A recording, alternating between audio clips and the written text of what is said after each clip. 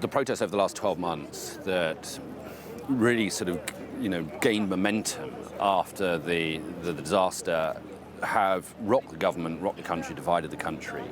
Today, at least it's the hope of the organisers today, is less about protest, more about commemoration. We'll see whether that remains the case as the day plays out. But this is the station, was the station. It's not in use now anymore. It hasn't been in use since that day 12 months ago.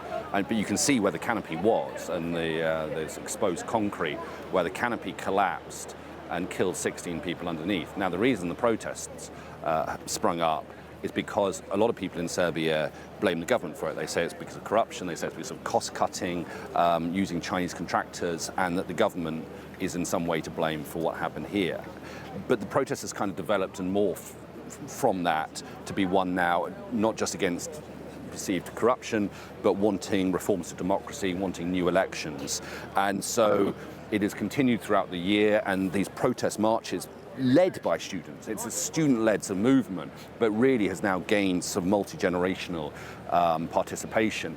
They have been walking from various places around Serbia, 16 days in memory of all the 16 victims who died, to gather here. And I think you can see a top shot of the crowds. It's hard to estimate exactly how many people are here. Certainly the expectation is tens of thousands will be here, possibly in excess of 100,000. And as I say, the organisers of today want it to be peaceful. They want it to be respectful of those who died and in memory of those who died.